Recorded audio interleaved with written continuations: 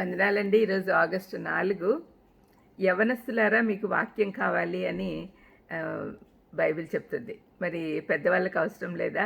Of course అందరికీ కావాలండి. కానీ యవనస్తులకి ప్రత్యేకంగా ఎందుకు చెప్పారో మనం చూద్దాం. కీర్తన 119:9లో యవ్వనులు దేనిచేత తమ నడత శుద్ధిపరచుకొందురు? నీ వాక్యమును బట్టి దాన్ని జాగ్రత్తగా చూచుకొనుట చేతనే గదా! ఈనాడు యవనస్తులకంతా ఈ వాక్యము చాలా అవసరం. చాలా శోధనలున్నాయి వాళ్ళ చుట్టూ. మరి అలాంటప్పుడు ఆ శోధనలో పడకుండా, ఇహలోక మాలిన్యం అంటకుండా ఉండాలి అంటే తప్పనిసరిగా వాక్య ప్రకారం నడుచుకునేది నేర్చుకోవాలి.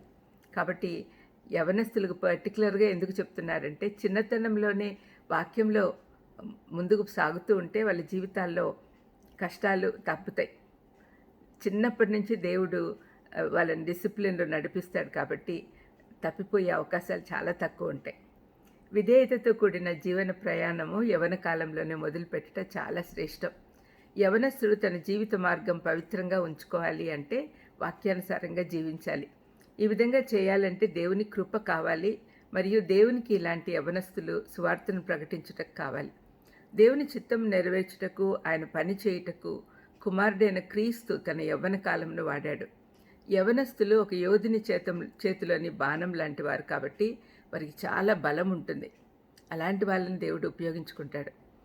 ఈనాడు యవనస్తులు కూడా చాలామంది బోధకులు అయి ఉన్నారు. వారు ఎలాంటి శోధనలో పడకుండా అలాగే వాళ్ళ జీవితం అంతా నడుచుకోవాలి అని మనం ప్రార్థన చేయాలి వాళ్ళ కోసం. విలాపవాక్యంలో 3:27లో యవన కాలంలో కాడి మోయట నరునికి మేలు అని వ్రాయబడింది. యవన కాలంలోనే దేవుని క్రమశిక్షణ అనే కాడిని అంగీకరించి సమర్పించుకుంటే పాపం జోలికి పోకుండా ఉండగలరు అని దేవుడు ఈ విధంగా చెప్తూ ఉన్నాడు. అందుకనే ప్రస్తుతము సమస్త శిక్షయు దుఃఖకరంగా కనపడనే కానీ సంతోషకరంగా కనపడదు. అయినను దాని యందు అభ్యాసం కలిగిన వారికి అది నీతి అను సమాధానకరమైన ఫలమిచ్చును అని హెబ్రీ 12:11లో రాయబడింది.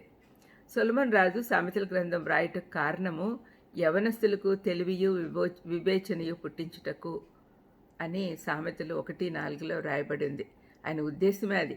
యవనస్తుల కోసమే ప్రత్యేకంగా ఆ గ్రంథం రాశాడు.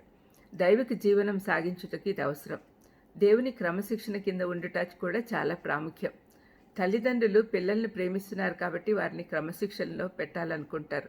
అదేవిధంగా దేవుడు కూడా.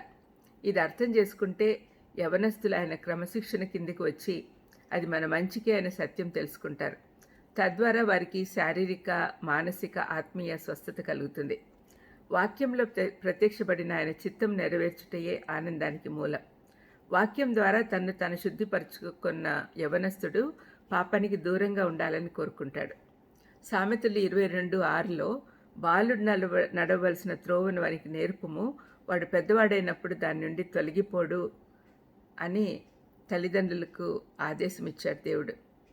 ఇంకొకటి మొక్కై వంగనిది మానే వంగన అనే సామెత ప్రకారము చిన్నతనంలోనే వాళ్ళని వంచాలి. పెద్దోళ్ళైనాక మాట వినరు. కాబట్టి వాక్యం ద్వారానే వాళ్ళని మలుచుకోవాలి. వాక్య ప్రకారం నడుచుకునేది నేర్పించాలి. ప్రార్థన చేసుకుందాం. దయమైడా ఈ వాక్యం వింటున్న తల్లిదండ్రులు కానీ యవనస్తులు కానీ దయచేసి వాళ్ళ జీవితాలని మీకు సమర్పించుకునేదానికి సహాయం చేయమని, మీ కాడి ఎత్తుకొని ముందుకు సాగేదానికి సహాయం చేయమని యేసుక్రీస్తు నామమున వేడుకుంటున్నాం తండ్రి. ఆమేన్. God bless you.